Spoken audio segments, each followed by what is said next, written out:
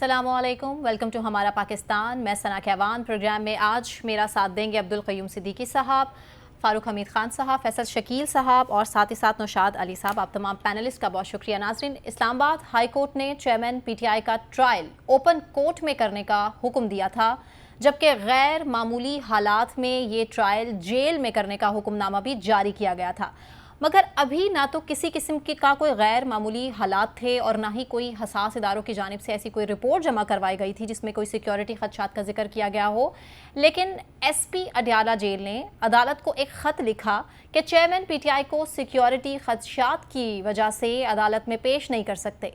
Chairman PTI को संजीदा नौयत के सिक्योरिटी खदशात लाहक हैं, ये SP साहब का मानना है, जो कि अडयाला जेल के हैं। उसके बाद खुसूसी अदालत ने साइफर का ट्रायल जेल में ही करने का हुक्म दे दिया, जबकि अदालत के हुक्म के बावजूद ना तो ये ओपन कोर्ट ट्रायल हुआ और ना ही आज चेयरमैन PTI और वाइस चेयरमैन शाह महमूद कुरैशी को अदालत में पेश किया गया। सवाल इससे जुड़ा ये, जो कि सबसे पहले फ़ारूक हमीद ख़ान साहब मैं आप ही से पूछ लेती हूँ कि आखिर अदालती अहकामात पर अमल दरामद को यकीनी क्यों नहीं बनाया जाता? बिस्मिल्लाह, बहुत शुक्रिया। देखें, कोर्ट्स जो है वो ऑर्डर कर सकते हैं। उन्होंने ऑर्डर किया कि जनाब अपना चेयरमैन PTI को कोर्ट में प्रोड्यूस किया जाए और वहां पर फिर ओपन ट्रायल हो। लेकिन अगर SP ऑफ द जेल वो ये कहे कि अब सिक्योरिटी थ्रेट्स हैं और राइटिंग में इंटीमेट करे कोर्ट को, तो आप मुझे ये बताएं कि फिर कोर्ट्स जो हैं वो अपने पे जिम्मेदारी तो नहीं ले सकते ना। हाँ। वो उनके पास तो कोई अपने सिक्योरिटी इदारा नहीं है। वो तो they have to rely on the police, they have to rely on the law enforcement agencies।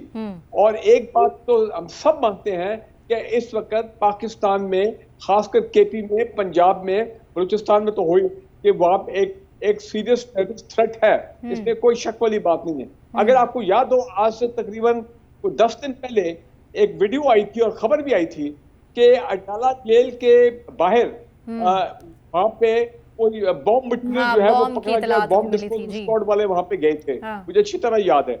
और लिहाजा मैं नहीं समझता हूँ कि जो रियासत है, जिम्मेदारी उनकी है अपना मुल्जिम की और VVIP अगर मुल्जिम हो उसकी सिक्योरिटी की। लेकिन मेरा ख्याल है इन हालात में, एक्स्ट्राऑर्डिनरी हालात में, वो भी घबराएंगे कि खुदा ना खास्ता कुछ हो जाए तो कौन जवाबदारी करेगा, सारे ब्लेम तो उनके ऊपर आएगा। तो मैं ये कहता हूँ कि अगर ये ट्रायल जेल में होता है लेकिन ओपन ट्रायल होता है कि फैमिली आ सकती हैं, अपना मीडिया वाले भी होंगे, पब्लिक के लोग भी होंगे, और वो जो कमरा है वहां पे वो कहते हैं 200 बंदे उसमें आ सकते हैं। So it is better than having a totally secret और ट्रायल इनसाइड द अपना जेल जिसमें कोई लोग शामिल ना हो। मेरा ख्याल है ये स्टिल बेहतर ऑप्शन है, सेफ ऑप्शन है, और इसमें इतराज नहीं करना चाहिए आजकल के एक्स्ट्राऑर्डिनरी हालात में। ठीक है, अब्दुल क़य्यूम सिद्दीकी साहब, मैं आप ही से सवाल कर लेती हूँ। सिर्फ आप मुझे ये बता दीजिएगा कि इमरान खान को सिक्योरिटी खदशात किससे लाहक हैं? देखिए, ये तो सिक्योरिटी खदशात जो हैं वो तो वो खुद भी वो इजहार करते रहे। उसके अलावा PTI के जो मुख्तलिफ लोग थे वो भी इस बात का इजहार करते रहे हैं। और जहाँ तक पहली बात है ना आपकी, PTI चेयरमैन ने तो शायद इस हवाले से एक वीडियो भी रिकॉर्ड कराई थी, आपको याद होगा, 12 जिक्र किया उन्होंने इसका भी। तो वो तो न जाने किस किस पे इल्जामात आयद करते रहते हैं। लेकिन एनीवेज जो है वो गवर्नमेंट, जैसा कि अभी मेरे दोस्त कह रहे थे कि जिम्मेदारी तो रियासत की है ना उनकी हिफाजत की। तो अब उसमें जो ट्रायल की बात की है वो ये है कि पहले अदालत ने ये नहीं कहा कि कोई ओपन ट्रायल किया जाए। उन्होंने ये कहा कि वो जो इन कैमरा ट्रायल हुआ था जेल के अंदर, वो कुछ टेक्निकल वजूहात की बिना पर उसको गलत करार दिया था जी। लेकिन साथ ही ये भी था कि वो क्योंकि एक एडमिनिस्ट्रेटिव ऑर्डर के नीचे हो रहा था, तो जो लीगल रिक्वायरमेंट थी वो ये थी कि जज के अगर कहेगा तो वो जो है वो जेल ट्रायल हो सकता है। अब उसमें जेल ट्रायल के अंदर भी ओपन ट्रायल ही होता है। ओपन ट्रायल से मुराद हरगिज़ ये नहीं है कि वहाँ पर अगर मीडिया को जाने की इजाज़त नहीं है तो वो ओपन ट्रायल नहीं है। रिक्वायरमेंट्स होती हैं कि जिसके अंदर उसके वकील मौजूद हो, एक्यूज मौजूद हो, उसको जो ड्यू प्रोसेस है उसके तहत डिफेंस का को उसको चार्जशीट मिले, इल्ज़ामात की तफसीलात मिलें, वो काउंटर कर सकता हो और फिर उसके अंदर जो जुडिशल प्रोसेस है उसके तहत वो मुकदमात चले। तो वो इस चीज़ को, और अगर मुकदमे में ये ट्रायल अगर मुकम्मल हो जाता है तो बेहतर बात है कि उसके बाद वो अगली स्टेज पे जाएंगे। अगर कन्विक्ट होते हैं तो वो अपील की स्टेज के ऊपर, अदरवाइज जो है वो रिलीज हो जाएंगे, मुकदमा खत्म हो जाएगा। ठीक है नौशाद अली साहब, मुझे सिर्फ ये बता दीजिएगा, अगर इदारे एक शख्स की सिक्योरिटी का इंतजाम बेहतर तौर पर नहीं कर सकते तो क्या मुलजिम मुजरिम साबित होने तक जेल ही काटता रहेगा? कानून क्या कहता है इस हवाले से? देखिए, ये सिक्योरिटी का बेहतर इंतजाम ही है जो किया गया है। अच्छा। आपको ये लगता है कि शायद आपको लगता है कि खुदा ना खास्ता कोई मामला हो जाता और उससे बचा ना जा सकता तो ज्यादा बेहतर इंतजाम था कि नहीं, वो तो जब जेल की सलाखों से जब मालूम बाहर भी थे पीटीआई चेयरमैन तो बारहा ये कहते रहे कि मेरी जिंदगी को खतरात लाहक हैं, सिक्योरिटी खदशात तो तब भी थे। उन्हीं खदशात के पेश नजर, प्लस ये है कि देखिए बहुत सारी चीजें, मैं आपको एक और आज एक बात बताता हूं कि मीडिया के अंदर ये जो थ्रेट अलर्ट्स हैं इनको रिपोर्ट नहीं किया जाता। बहुत से थ्रेट अलर्ट्स हैं जो हमें पता होता है, हमें मिल रहे होते हैं, लेकिन उनको मीडिया में हम रिपोर्ट नहीं करते। चूंकि उनको रिपोर्ट नहीं करते इसलिए आम आदमी को ये बात समझ नहीं आती। लेकिन हम लोगों को इस बात का पता है। देखिए, जो जितने भी जो बिग विग्स होते हैं या आपके जो जिसे कहते हैं ना कि आपके मुल्क की क्रीम है, एलीट है, उनको सिर्फ थोड़ी सी कोताही हो जाए तो वो निशाना बन सकते हैं। तो इसलिए उस कोताही से बचना बहुत अहम है।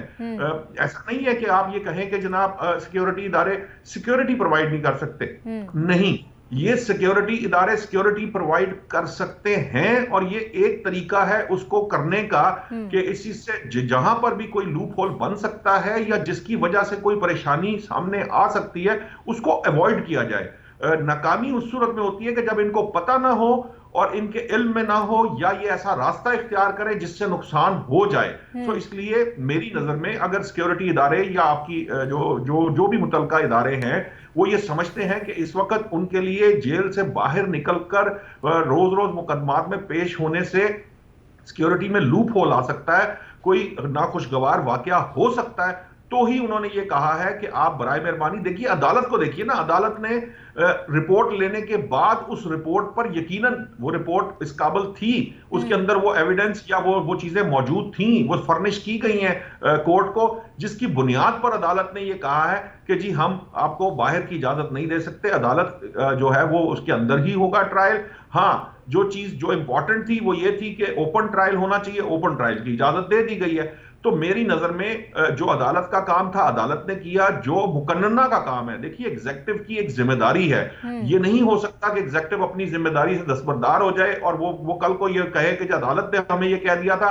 अदालत को उन्होंने अपना कंसर्न भी शो किया, अदालत को उन्होंने अपनी रिजर्वेशंस भी बताई, उन्होंने एविडेंस भी प्रोवाइड किया, जिसकी बुनियाद पर अदालत ने यह फैसला किया कि उनका जो ट्रायल है वो अदालत में होना चाहिए। सो इसको गलत तरीके से इंटरप्रेट नहीं किया जाना चाहिए, इसको समझना चाहिए।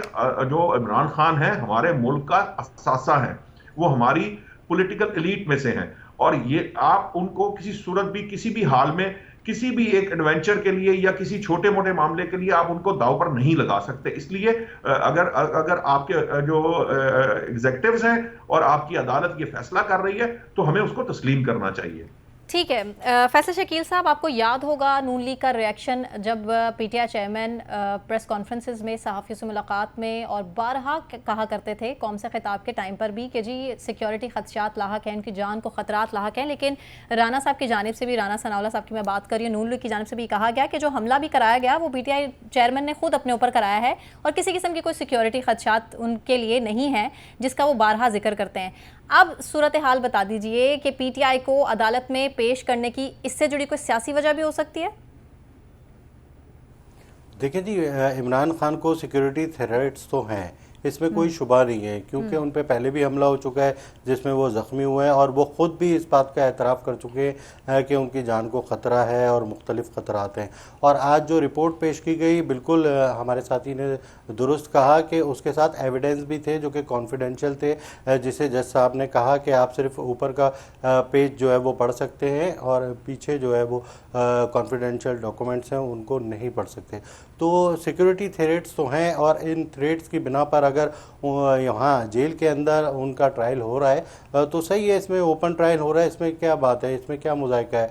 ओपन ट्रायल के अंदर तमाम लोगों के, मीडिया भी होगा, वकील भी होंगे, अहले खाना भी होगा और तमाम चीज़ें वही होंगी। सबसे अव्वलीन तरजीह तो इमरान खान साहब की जान है ना, कि उन पे अगर हमला हो जाता है या किसी किस्म का कोई नाखुशगवार वाक़या पेश आता है तो जिम्मेदार कौन होगा, इसका जिम्मेदारी कौन लेगा? अदलिया लेगी जिम्मेदारी। अदलिया तो इदारों की रिपोर्ट्स पर चलती है, तो अदलिया को जो रिपोर्ट्स मिली है उसके मुताबिक जो फैसला किया है, मैं समझता हूँ कि दुरुस्त फैसला है। ठीक है। फारूक हमीद खान साहब, आपको याद होगा जो अहले खाना है पीटीआई चेयरमैन के, वो भी इस तरफ इशारा कर रहे थे कि जेल के अंदर भी कोई ठीक सिक्योरिटी नहीं है, उनको भी खाने में कुछ जहर मिलाकर दिया जा सकता है, वहाँ भी उनकी जान को ख़तरा है। तो फिर इसकी जो है वो श्योरिटी कौन लेगा कि अंदर के जो मामलात हैं अडयाला जेल के वो बिल्कुल ठीक हैं? क्योंकि अडयाला जेल के बाहर क्या हुआ इसका आपने जिक्र भी किया था कि एक बॉम्ब रखा गया था और किस तरह से पूरी टीम स्क्वाड वहाँ पहुँचा था। तो अंदर की सूरत हाल की श्योरिटी के हवाले से आप क्या कहेंगे? मेरे से सवाल कर रहे हैं जी जी फारूक साहब, आप ही से।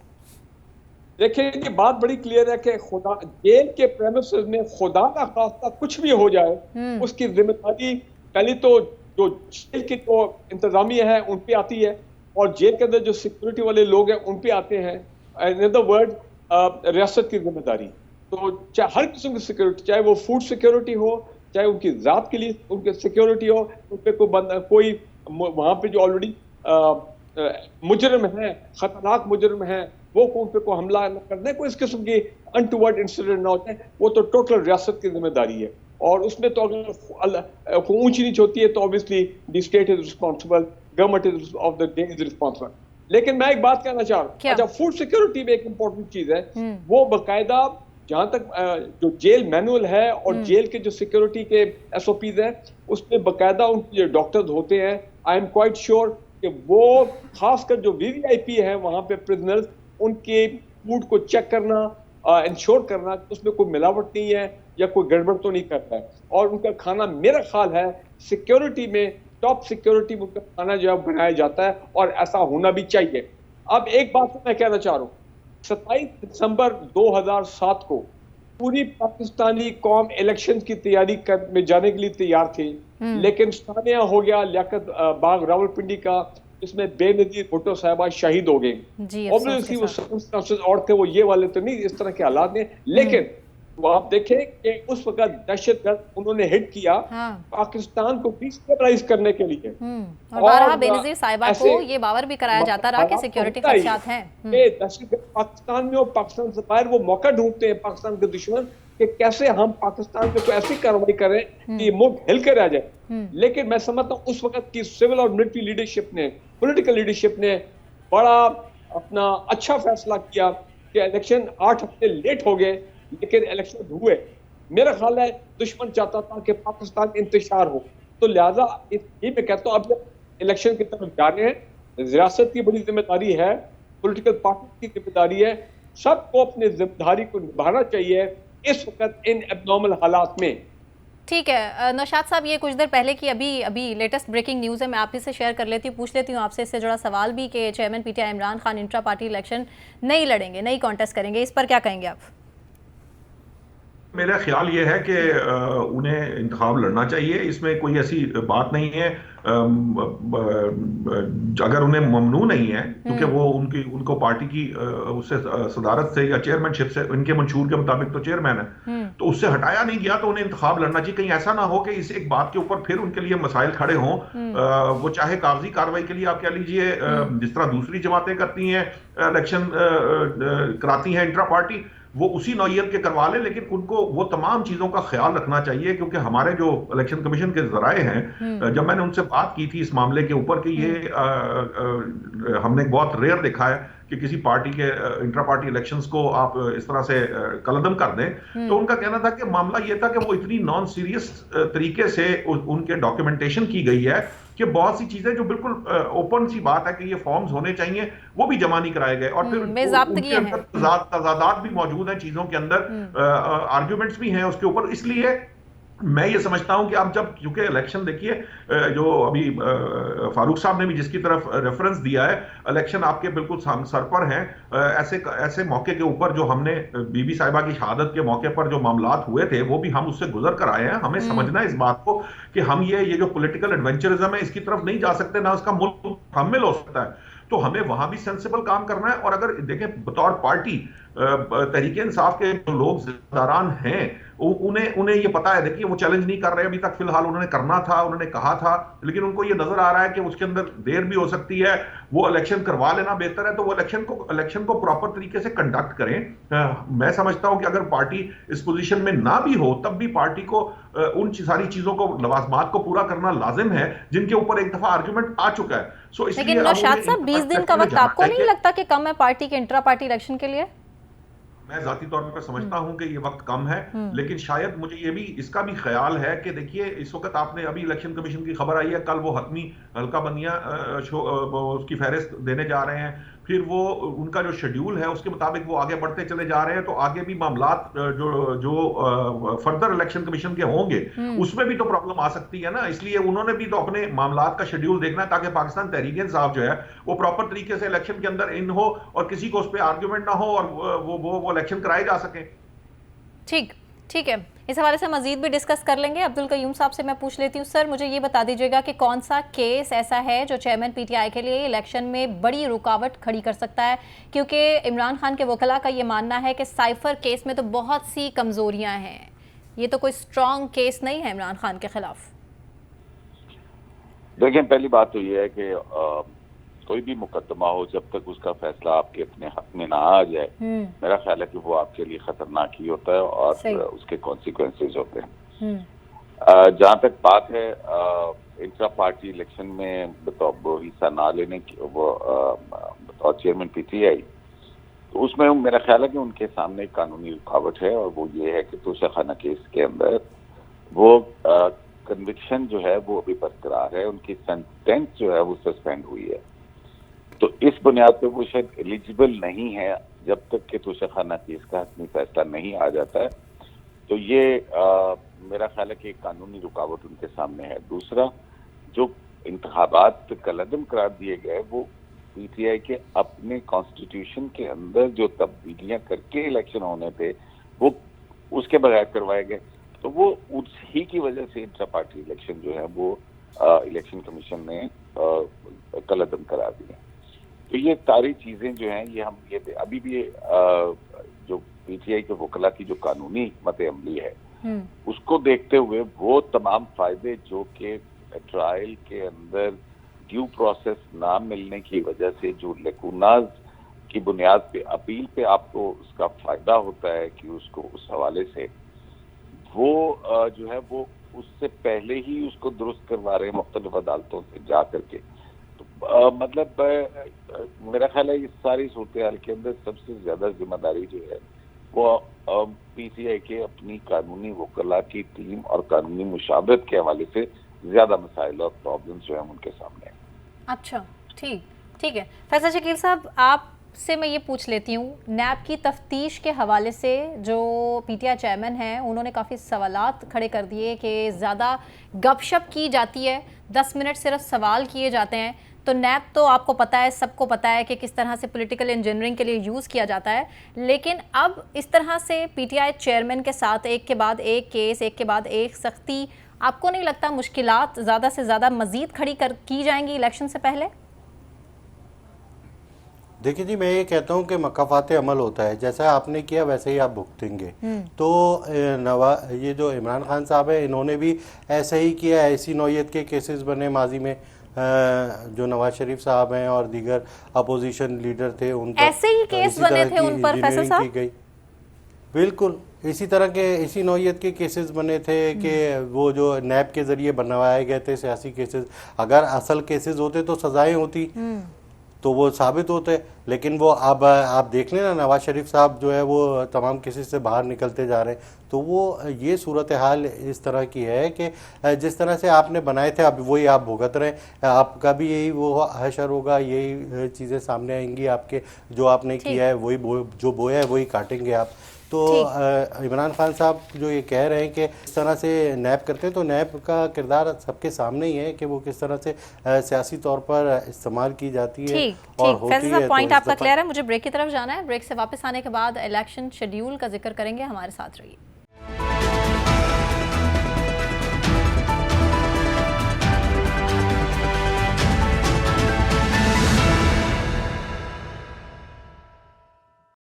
वेलकम बैक नाजरीन। 8 फरवरी 2024 को पूरे पाकिस्तान में आम इंतखाबात कराने पर इत्तफाक तो हुआ है, लेकिन क्या इलेक्शन 8 फरवरी को हो जाएंगे?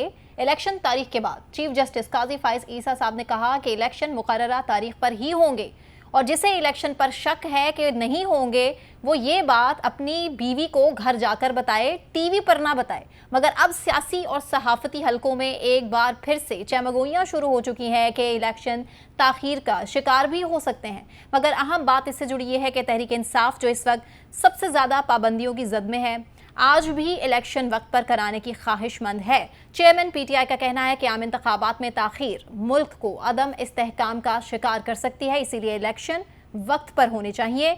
इन्हीं खदशात को लेकर हमने जो सवाल अपने पैनलिस्ट के सामने रखना है, सबसे पहले नौशाद साहब मैं आप ही से पूछ लेती हूँ, क्या वाकई इलेक्शन 8 फरवरी को हो रहे हैं?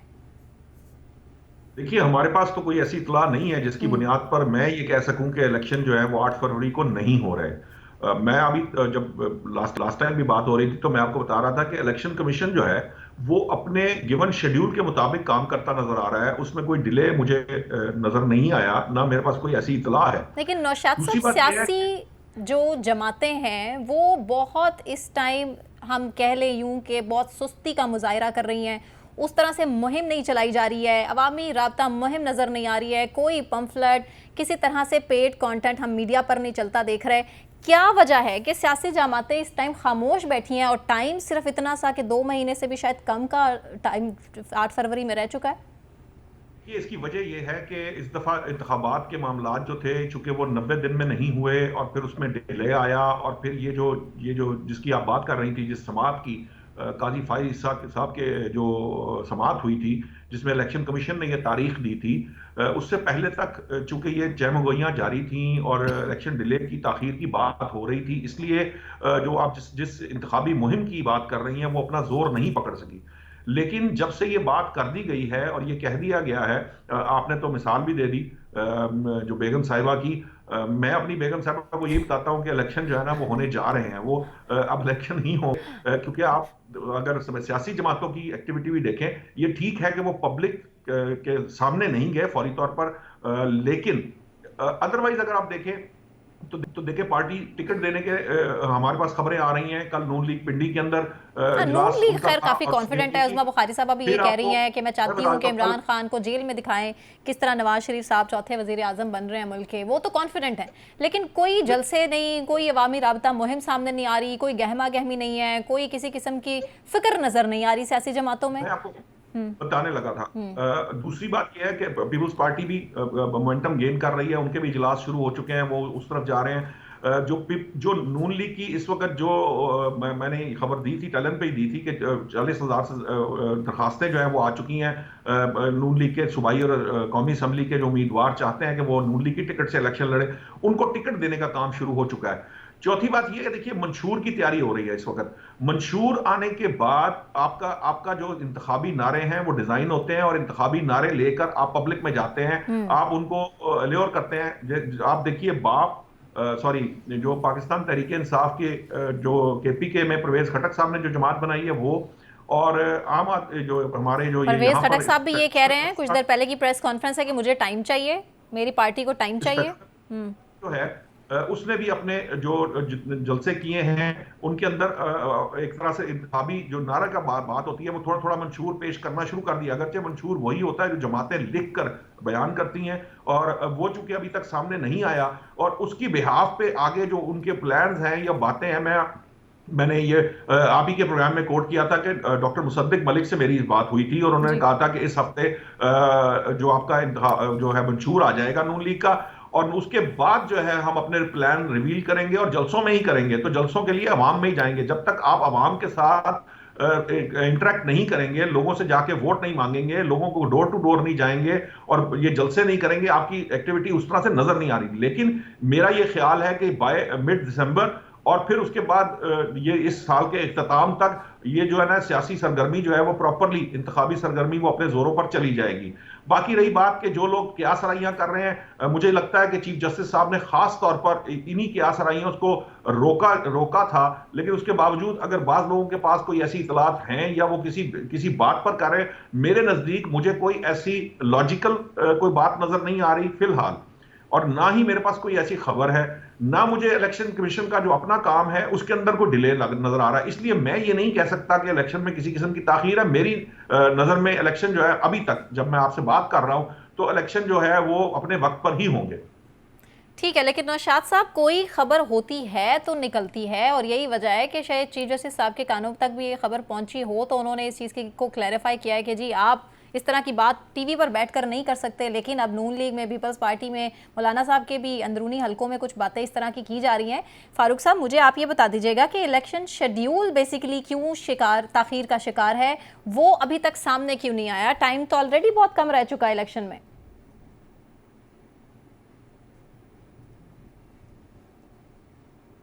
कि जब डिलिमिटेशन वाला मामला मुकम्मल हो जाएगा और वो 30 नवंबर को नई कॉन्स्टिट्यूंसी अनाउंस हो जाएंगी, तो उसके बाद next step will be the election schedule with in about 8-10 days, आप कहें तकरीबन 10 दिसंबर समथिंग लाइक दैट।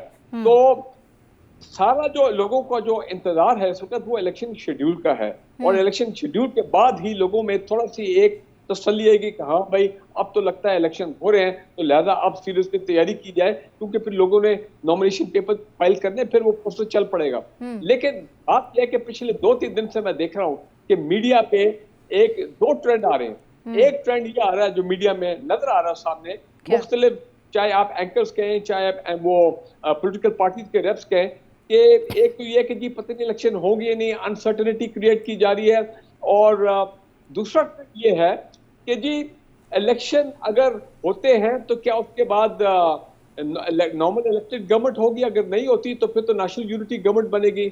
या दूसरा ट्रेंड ये है एक और कि जी इलेक्शन नहीं होते तो फिर इलेक्शन के बगैर एक नेशनल यूनिटी गवर्नमेंट इन तमाम पार्टी के बना दी जाए। तो एक बड़ा अबहाम क्रिएट की जा रहा है। मुझे लग रहा है कि ये बाय डिजाइन है to create that uncertainty in Pakistan. एक तो ये और पॉलिटिकल अनसर्टेनिटी, और दूसरा ये कि पाकिस्तान में नेगेटिविटी सेल्स, पॉजिटिविटी सेल नहीं करती। नेगेटिव खबर जो है ना उसको लोग पसंद करते हैं, मीडिया की व्यूअरशिप भी है उसमें बेहतर होती है। और दूसरा मैं एक बात कहूंगा कि देखें पाकिस्तान इंटरनेशनल प्रेशर भी है, आप सुनते हैं कितने अरसे से IMF का भी बातचीत है। जी, इंटरनेशनल प्रेशर ये सारा पाकिस्तान में नॉर्मल होनी चाहिए, पॉलिटिकल सर्टेनिटी खत्म हो, ताकि इकोनॉमिक सर्टेनिटी जो है वो IMF वाले जो है वो भी देख रहे हैं, वर्ल्ड बैंक और ये सारे। तो मेरा ख्याल है कि अगर कोई ये समझता है कि इलेक्शन बिल्कुल से नहीं होंगे तो ये तो फूल पैराडाइज है। I only hope I am right. लेकिन मैं भी ये कह रहा हूँ कि we should prepare for the election, because that is the only way जिससे पाकिस्तान इन तमाम मसाइल से निकलेगा, लीगली, पॉलिटिकली, टेक्निकली, इकोनॉमिकली। ठीक है अब्दुल क़य्यूम सिद्दीकी साहब, मुझे निगरान हुकूमत की कारकर्दगी पर भी सवाल कर लेने दीजिए। आइनी इख्तियारात से तजावुज़ करती दिखाई दे रही है, दूसरी जानिब इलेक्शन होंगे या नहीं होंगे इस पर भी शकूक व शुबात खड़े हो रहे हैं। ये मंसूबे एक के बाद एक निगरान हुकूमत की जानिब से मंजूर किए जा रहे हैं, इस पर क्या कहेंगे आप? मेरा ख्याल है कि वो तो बाकायदा तौर के ऊपर उसने आइन, वो कानून जो है उसके अंदर अमेंडमेंट की थी जब आउटगोइंग पार्लियामेंट थी उसने की थी, और उसी को देखते हुए सामने जो है वो सारी चीजें चल रही। तो जहाँ तक ये इलेक्शन के हवाले से बात हो रही है उसमें हमने ये देखना है कि जो प्रोग्राम है, जो शेड्यूल है वो 54 डेज का होता है, कम से कम 54 डेज से 60 डेज के अंदर जो है वो शेड्यूल आता है। अब 8 फरवरी की तारीख है और उससे पहले आएगा 30 नवंबर को जो है वो आपकी डिलिमिटेशन और उसके ऊपर जो एतराज़ात हैं वो फाइनल हो जाएंगे। उसके बाद 2nd वीक ऑफ दिसंबर जो है वो मोस्ट प्रोबेबली उसमें जो है वो election schedule election commission of Pakistan की जानिब से जारी कर दिया जाएगा।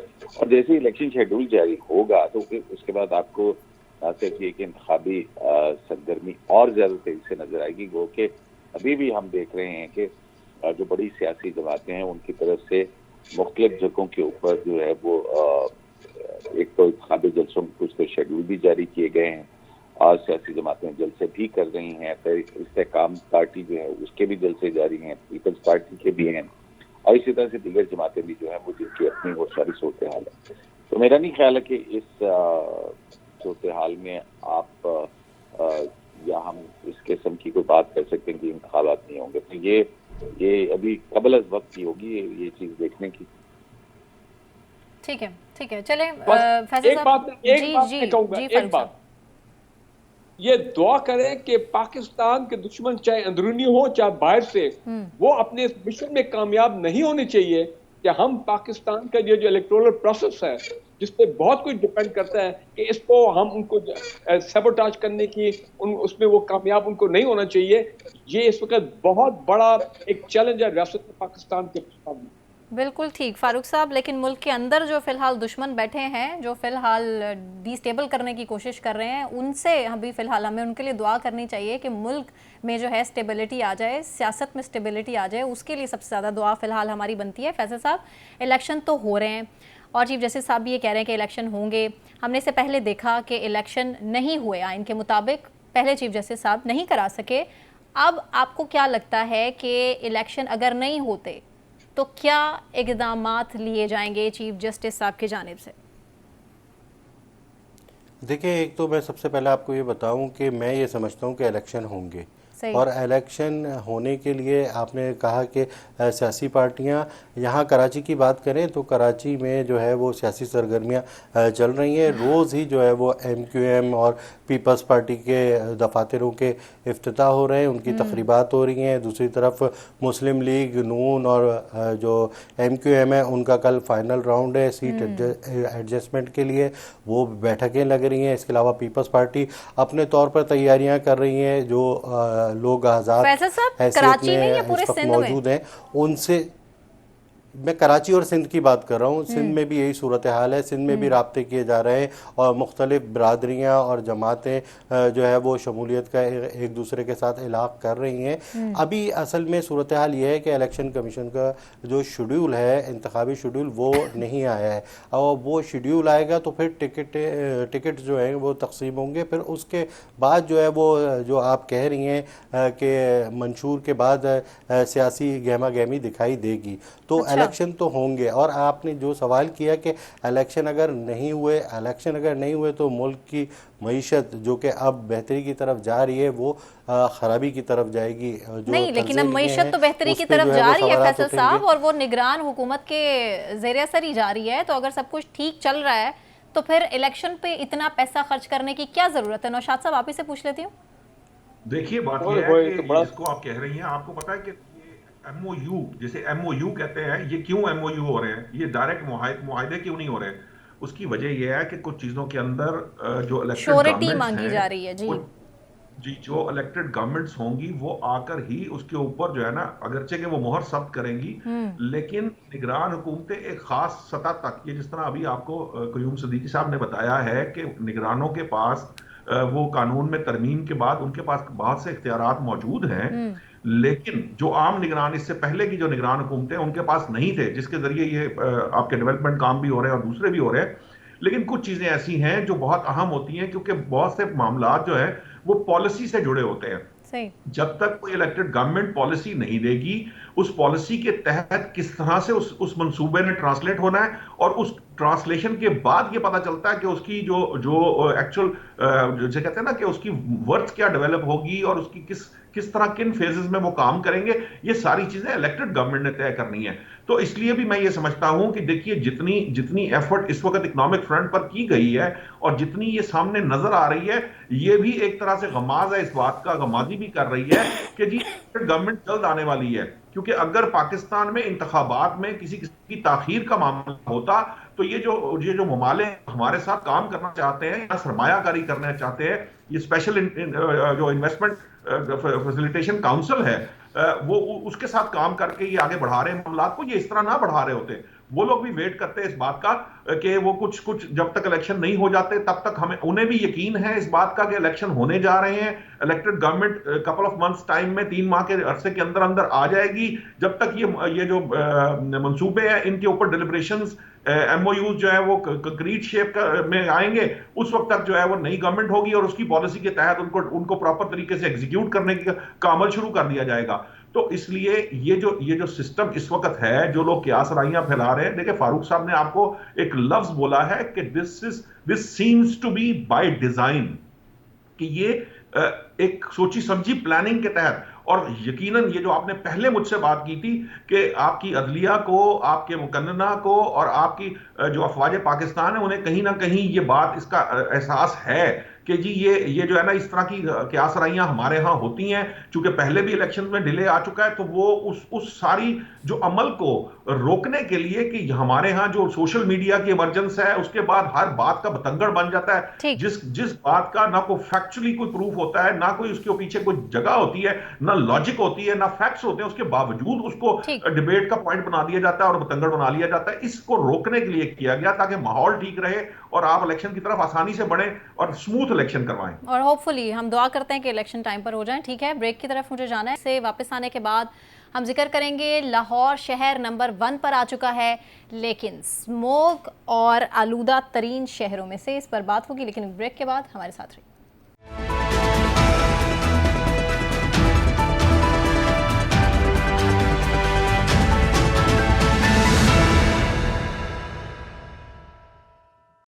जी वेलकम बैक नाजरीन। मैंने आपको बताया ब्रेक पर जाने से पहले कि लाहौर नंबर 1 पर आ चुका है, लेकिन स्मोग में, आलूदा तरीन शहरों में, और इसके बायस सूरत हाल अब बहुत ज़्यादा बिगड़ती जा रही है। स्मोक के तदारुक के लिए जो पंजाब के मुतादिद शहरों में स्मार्ट लॉकडाउन पॉलिसी इंट्रोड्यूस कराई गई थी, स्कूल जिसमें बंद थे, मार्केट्स बंद रखी गई, यहाँ तक कि माल रोड तक बंद कर दिया गया, मगर स्मार्ट लॉकडाउन के बावजूद स्मोक पर काबू नहीं पाया जा सका, बल्कि इन्हीं दिनों में स्मोक बढ़ी है, यानी कि जुमा, हफ्ता, इतवार, इन दिनों में ज़्यादा रिकॉर्ड किया गया है। स्मोक का राज आज भी बरकरार है। आज भी फ़ज़ाई आलूदगी में लाहौर पहले नंबर पर आ रहा है, जबकि कराची तीसरे नंबर पर है। तालीमी इदारे तो बंद किए हैं, मगर फैक्ट्रीज़ चलती रहती हैं, और वही फैक्ट्रीज़ जो कि बंद करवाई गई हैं वो दोबारा से खोल दी जाती हैं, और यहाँ जो है तालीम का हर्ज तो करा दिया जाता है, लेकिन जो काम करने वाले हैं वो नहीं करवाए जाते। इस पर बात करेंगे। सबसे पहले नौशाद साहब, मैं आप ही से पूछ लेती हूँ कि मसनूई बारिश से स्मोक का खात्मा मुमकिन है? मसनूई बारिश का जिक्र किया था हमारे CM पंजाब मोहसिन नकवी साहब ने, जो निगरान वज़ीर आला हैं, तो आपको लगता है कि ये मसनूई बारिश, पहले तो ये बता दीजिए कि हो भी पाएगी हमारे मुल्क में? देखिए, ख्याल तो है कि चाइनीज टेक्नोलॉजी के जरिए हम बादलों पर केमिकल छिड़क के मसनूई बारिश कर सकेंगे, लेकिन उसके लिए दो चीजें बहुत अहम हैं। एक ये कि 35 करोड़, हाँ बात नहीं, वो कुछ कह रहे हैं, वो रिवाइज हो रहा है बजट, मेरा ख्याल है शायद थोड़ा ज्यादा बता दिया गया है। बहरहाल वो, चूंकि मेरे पास इस वक्त फिगर नहीं नया वाला आया, लेकिन सुनने में आ रहा है कि ये फिगर बड़ा ज्यादा कोट कर दिया गया। एनी हाउ, बादल जो है ना वो होना जरूरी है। बादल नहीं होंगे तो आप बारिश नहीं कर सकेंगे। ये महकमा मौसमियात की पेशगोई है कि 29 नवंबर को बादल आ सकते हैं, और ये फोरकास्ट होती है। इसके बारे में कोई कंफर्म नहीं कहा जा सकता कि ऐसा होगा। ये अल्लाह के कामों में इंसान जो है ना इसको सिर्फ फोरकास्ट कर सकता है, लेकिन इसको 100% श्योरिटी के साथ बयान नहीं कर सकता। दूसरी बात यह है कि ये देखिए कि बादल, ये जो मसनूई बारिश बरसाना हो, या स्कूल बंद करना हो, या सड़कों पे ट्रैफिक रोकना, ये सारे जो है ये एडहॉकिज्म के काम है। इस तरह से आपके यहां से स्मोक खत्म नहीं हो सकती। स्मोक पाकिस्तान में आज से 8 साल पहले जब आना शुरू हुई तो उसकी कुछ वजूहात थी। जब तक आप इन वजूहात का तदारक नहीं करेंगे, ये मुमकिन नहीं है कि आप स्मोक को रोक सके।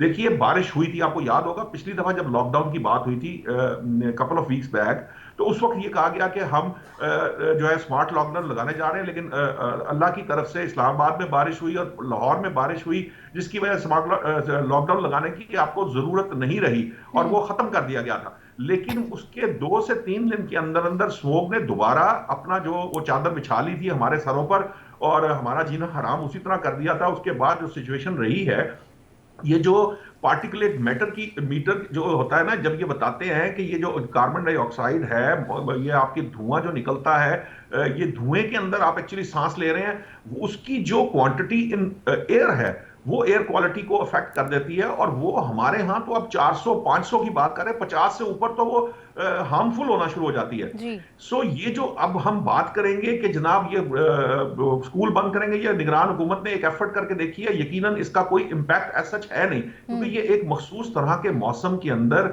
जब आपका धुआं हद से ज्यादा होता है, वो चाहे किसी भी तरह से धुआं पैदा हो, चाहे वो गाड़ियों से पैदा हो, चाहे वो ईंटों के भट्टे पैदा कर रहे हो, चाहे वो फैक्ट्रियां जो हैं, जो धुआं छोड़ने वाली फैक्ट्रियां, उनका बहुत ठीक है। नौशाद साहब, पॉइंट आपका क्लियर है। अब्दुल कयूम सिद्दीकी साहब से मुझे पूछ लेने दीजिए। सिद्दीकी साहब, मुझे सिर्फ ये बता दीजिएगा कि पाकिस्तान में हर बड़ी आफत के बाद ही हमें इकदाम करने याद क्यों आते हैं? ये 9 साल पुराना मसला है स्मोक का, पहले कम थी, ये पोल्यूशन कम थी, इसे कंट्रोल किया जा सकता था, तब कोई इकदाम नहीं किए गए, क्यों?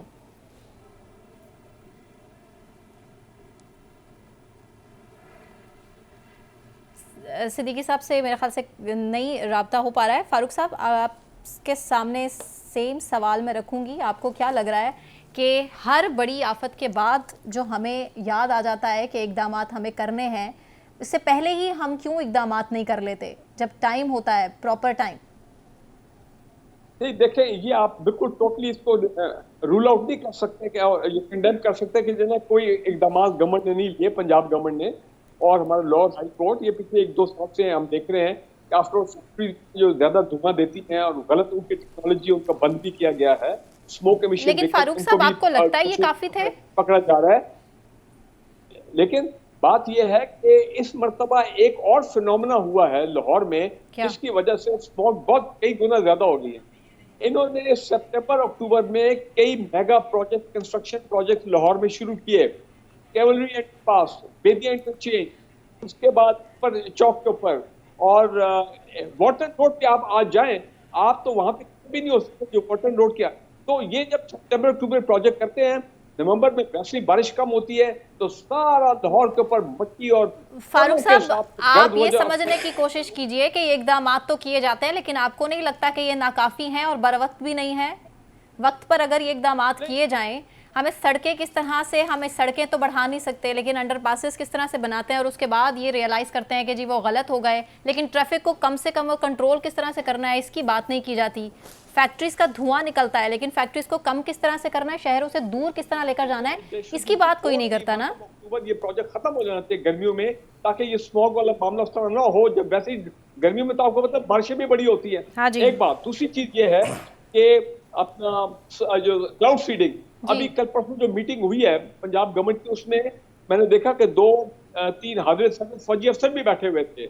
अब बात मैंने भी आपको एक प्रोग्राम में कहा था कि क्लाउड सीडिंग पाकिस्तान में पहले पाकिस्तान आर्मी कर चुकी है, आर्मी विजन जहाज मॉडिफाई पे थे आज से 20-22 साल पहले जनरल मुशर्रफ के दौर में, और बड़ी कामयाब क्लाउड सीडिंग हुई थी। तो किसी ने एतराज किया कि जी फौजी अफसर क्या कर रहे थे इस मीटिंग में, उनका क्या काम है क्लाउड सीडिंग से? सोशल मीडिया पे लोग एतराज करते हैं।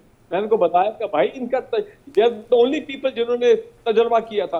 अगर आपको याद है 1978 लोग भूल जाते हैं कि आर्मी के पायलट्स और इंजीनियर ने प्लांट प्रोटेक्शन डिपार्टमेंट के जो स्प्रे वाले जहाज थे, फैसल साहब भी कुछ ऐड करना चाह रहे हैं? जब पाकिस्तान में बहुत बड़ी कैलेमिटी हो गई थी, क्रॉप्स जो है आपके तबाह हो रहे थे। तो कहने का मतलब है इसलिए आर्मी के अफसर बैठे मीटिंग में। तीसरी पॉइंट जो मैं कहना चाह रहा हूँ वो ये है कि जनाब हमारे आपने बात कर रहे थे ये प्रोजेक्ट की, तो chief care taker chief minister Mohsin साहब, एक बात है मोहसिन स्पीड जो है ना, और ये मोहसिन स्पीड वाली टर्म जो है शहबाज स्पीड के बाद तो आप मान जाए ना, मानते क्यों नहीं? और लास्ट पॉइंट जो कहना चाहता, last point on a light note, जी जी तो रही थी इलेक्शन शेड्यूल की। देखिए मुझे बड़ी खुशी हुई, बड़ी अच्छी खबर थी जो मीडिया में आई कि हमारे मोहतरम यंग बिलावल भुट्टो जरदारी, उनकी शादी की प्लानिंग हो रही है। और वो भी प्लानिंग क्या हो रही है कि इलेक्शन से पहले हो या इलेक्शन से बाद हो। मतलब ये है कि नहीं फारूक साहब, सबसे पहले तो ये खबर दीजिए कि शादी किससे हो रही है। अवाम मेरे ख्याल से ये जानने में ज्यादा इंटरेस्टेड है। फारूक साहब, शादी किससे हो रही है ये बताइए? बिलावल भुट्टो जरदारी की और किसके साथ? वो पूरी फैमिली। मैं आपको बता देता हूं कि 2 रिश्ते हैं, एक लाहौर से रिश्ता है और एक यूएई। अच्छा, नौशाद साहब को पता है शायद लड़की कौन है? नौशाद साहब से पूछ रहे। जी नौशाद साहब। नहीं, मैं लड़की का नहीं बता सकता। मैं हमारे आजम चौधरी साहब ने प्रोग्राम में ही ये बात की थी 3 दिन कबल के ये जो इस वक्त गेट टुगेदर हुई है, मैंने इनको बताया था कि पार्टी हो रही है वहां पे। तो खबर ये थी कि वहां पर इस रिश्ते के मुतालिक बातचीत शुरू हुई है। हमारी जो इतलात हैं उसके मुताबिक आजम चौधरी साहब ने ये अपने प्रोग्राम में बताया था कि एक यूएई से मुत्तहिदा अरब इमारात में कोई है लड़की हैं जिनके रिश्ता है बिलावल के लिए, और एक लाहौर की फैमिली है। अभी उनका नाम सामने नहीं आया, हम कोशिश कर रहे हैं कि पता चलेगा तो आपको बता देंगे। लेकिन ये है कि कुछ इस चले लड़की आएगी फैमिली में तो हो सकता है कि कोई अल्लाह देखे ना, अल्लाह की शान है, अल्लाह जानता है कि पाकिस्तान की अगर इलेक्शन हो जाती है 8 ठीक है फारूक साहब, मुझे फैसल साहब का पॉइंट लेने दीजिए, टाइम वेरी शॉर्ट पाकिस्तान अगर बिलावल प्राइम मिनिस्टर बन जाए। ठीक है, फैसल साहब कुछ ऐड करना चाह रहे हैं? जी फैसल साहब, वेरी क्विक रिस्पांस।